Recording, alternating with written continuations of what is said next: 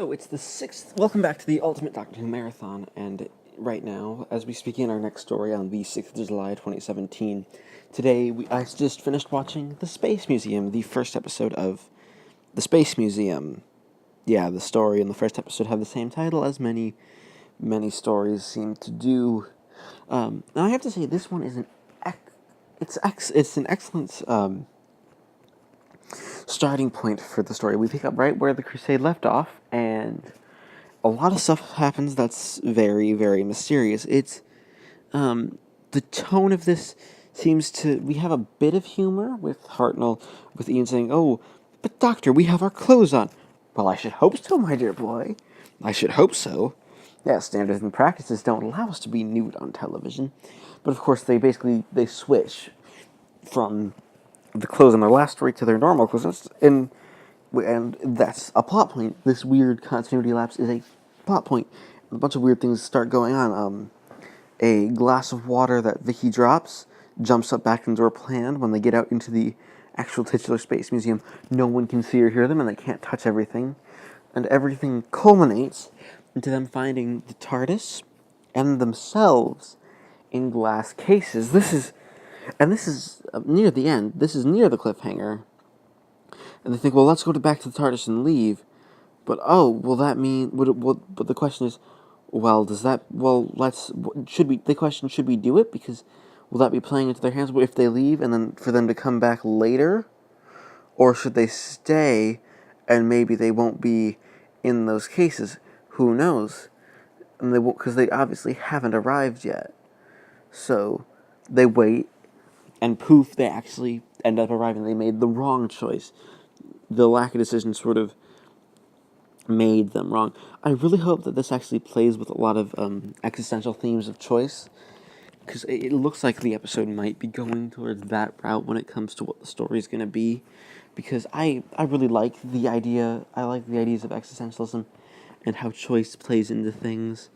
And yeah, it's one of those things that I really enjoy. I really enjoy Rosencrantz and Guildenstern Are Dead, which is a play all about how lack of choice and leads to death. So it'll be interesting to see how this goes. And then I have to say, Mervyn Pinfield did the direction for this, and it's really good. I like a lot of the effects. While they're simple, quite simple, they're very, very effective at making everything, feel like, it's the surrealness that you're supposed to be feeling in the episode. You have, a lot of it's just your standard old-timey theater-type tricks, and you really don't have, it's not like something it's like something groundbreaking or anything, and, some is just simple, we played the film forward, then just reversed it. So, yeah, that's, but other than that, it's really a really solid way of starting the story, and I hope the episode is able to continue in this way, and that we can actually get a story that is really good at keeping everything in good pace. It's a 4-episode story, so it should be. We have a really good starting point. That's what I'm trying to say. I like the starting point, and I can't wait to see where we go from here. So I'm gonna give the Space Museum I'm going to give it a 9 out of 10, because it does go on just a little bit too long. So that is a flaw, but, other than that, it's really, really good. So Space Museum gets a 9 out of 10. Alright, it is the 7th of July, 2017, and I just finished watching The Dimensions of Time, the second episode in the Space Museum, and I have to say, many people seem to hate this story, but it hasn't really gone downhill that much. Sure, this episode isn't as good as the first one. It's a far bit slower in places, but a lot of it is really funny. It's gotten me to laugh. We start with this pedantic discussion of, well, it gets into the very much. It does more of the decision of, do we leave? Is that what changes history? There's like or should we stay? And is that what changes history? I don't know. It's basically it's all in the existential concept of choice and being the master of one's choices. Again, I haven't read much existentialism. I've really only read Rosencrantz and Guildenstern Are Dead. But, that's a play that really deals with choice and how choice is the ultimate in everything that you do, that without your we are all the sum of our choices, and that's what happens. So this is really what it seems like the story is going to be going at. I mean, and then we take him, then we realize, oh, Ian has lost a button, which makes the doctor be like, get all serious and be like, ooh, young man, that might be what stops us. Did you look at the case? No, he didn't, because he wasn't expecting. He just wasn't expecting it. It's the doctor's been like this, and it's a little Jeff like that. I mean, then we sort of, this episode also sort of seems to be a bit of a parody. Like, they're like, all right, well, let's try to leave. That's probably the best course of action. We'll leave. They'll never come back. I mean, I say if they leave and they just change clothes and take all the clothes they have on right now and lock them away so they never put them back on, history's changed, and they can, and they'll be fine forever. They decide to leave, and they're like, then you just get this. Then you get this 6-minute sequence of them walking down corridors, and they're like, oh wait, these all look the same. This has to be making fun of Doctor, because that's all the corridors in the first season of Doctor up until this point have looked the same, pretty much, as in each story. And you have William Hartnell and Maureen O'Brien being like, they're just sort of working off each other, and it's like, oh, I knew it was this way. It was right and left. No, left and right. Left, right, left. It's all comedic, and then. And just Maureen O'Brien acts like, ooh, you're choosing my way. I'm special. Ha ha ha ha ha. She's really good as Vicky in this episode. She really, really shines. And then they decide, okay, we're gonna go this way. Everybody stops. The doctor's like, okay. And instead of just having someone be captured, no, the doctor just decides, I'll be with you in a minute. I'm gonna look over here, because it's not like time is of the essence and we need to get out of here. No, I'm just gonna look over here. And then he wonders why he gets captured. And we get introduced to the Morlocks, who are they're the villains of the piece, and there's just ineffectual villains who are like, oh, I'm so bored. They're bored with life. They're like, yeah, they love the doctor company here just because they're like, yeah, entertainment. We can make them exhibits. Give us something new. Maybe bring a little bit of business back to this museum, because let's be honest, this museum has had no business recently. Like it. So really, there's like it's a dull museum. I mean, also there's a bit where Ian has a gun and it's like rat-a-tat-tat, I'm like a kid. Seriously, it's just these little touches of just comedy that really makes the episode stand out. And then you have the rebels, Tor, Daco, and some other ones. I don't remember their names. It doesn't really matter. And you have one of them, I'm pretty sure it's Tor, who's like, I'm the leader. You can tell I'm the leader because my hands are always on my hips and my chest puffs out, even though I can't seem to make a single decision, which is just for in my life, which I'm guessing this is a parody of the Thalls. I mean, heck, you have a Hartnell.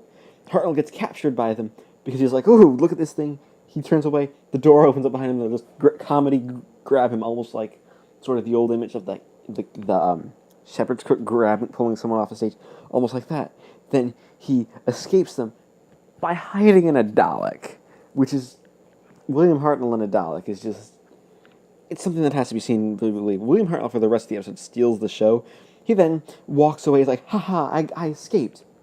Only to be captured by the Morlocks, who take him for questioning, where basically they have him set in this chair, right?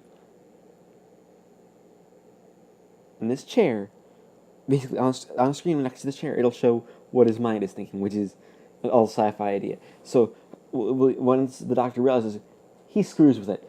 He gets asked, how do you get there? It's an old Edwardian bicycle. Where are you from? Bunch of walruses. You're not amphibious. William Hartnell in a swimsuit. It's just comedy like this. And then the Mark is just like, screw you. I'm done with this. I'm done with your craziness. I'm just going to make you go I'm just going to turn you into an exhibit. And that's how we end. It's like, it's just this funny ending. I mean, the episode's a bit short. And I mean, and it still drags on in places, but overall it's really funny. So I'm going to give The Dimensions of Time an 8 out of 10. Alright, it is the 8th of July, 2017, and I just finished watching The Search, the 3rd episode of The Space Museum, and I have to say, it's a dramatic decrease in quality from the last two ones, where the last two was very much on point of being very quick-witted. This one has William Hartnell going on vacation, so he only appears in the first few seconds, and everyone else just not pulling in the slack to be quick-witted. The closest we get is Maureen O'Brien as she tries to lead a revolution, and the Zerons they are pathetic. They really, like, oh, we'll defeat the Morlocks one day, but we don't do anything to try to secure our freedom. We just sort of have it be so we're stuck like this forever, and we're under the evil slaving regime, even though we could easily defeat them because they're a bunch of middle-aged men who are really dull. Ian probably, so you have Vicky doing the humorous thing of trying to inspire a revolution that we could easily take them. Come on, guys. It's just going to take a little bit of work and a little bit of ingenuity. Barbara is practically a non-entity in this episode. She gets herself stuck in a room and then is eventually gassed and passes out.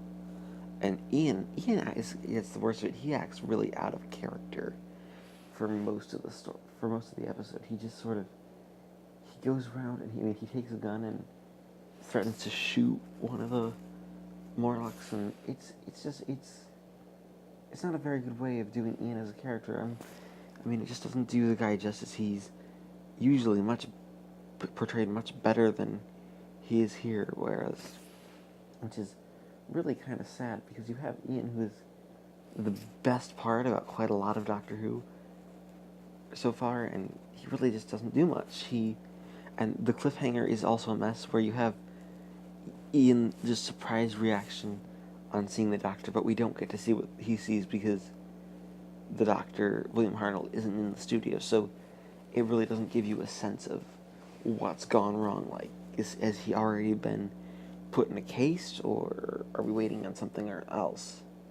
Really, there just isn't too much done about making this interesting. So, all in all, I think The Search is really just an average episode. It's they're searching for the aliens. That's really all the plot is. It doesn't do nearly as much interesting as the others, so I'm going to give The Search a 5 out of 10. It is the 9th of July, 2017, and I just finished watching the final phase, and I have to say this was a very large improvement over The Search, because The Search has the problem of not having William Hartnell. Now that William Hartnell's back, well, the story is still going, it concludes pretty slowly, and the actual defeat of the Morlocks and the end of the final phase is really not very good. William Hartnell's presence just makes things much, much more enjoyable, and you can really get a good feeling for what the story's trying to go for and where we're trying to go. You have, not much plot. It's Ian forces the Morlocks to undo the Doctor, even though he should be dead, because Time Lord, he survives the whole freezing process. And then of course, you get the big reveal, oh wait, the Morlocks have come and found them, and they're going to be frozen anyway. And then it's only because Vicky actually made the choice of starting a revolution, we actually have the reason that the Doctor and company changed the future, and now they can go off and continue their adventures in time and space. So you have, honestly, the big problem is a lot of this episode is a bit boring, whereas basically whenever this focuses on Barbara, it gets boring, whereas Vicky, Ian, and the Doctor, all their little plot lines are really, really good overall. I quite enjoy the way that they interact with each other and how everything seems to go, which makes the episode a pretty good conclusion to the story, if I should say so myself. Glyn Jones only ever wrote this story, which is kind of sad, because I would have loved to see what he would do with other material and seeing some of the other ideas he would have had.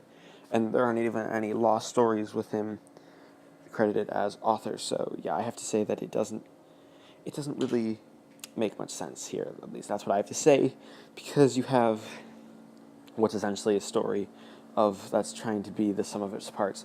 So you have that's very, very, very interesting overall, but I think the final phase really it's a decent enough conclusion, so I think I'm going to give it a 7 out of 10 concluding this.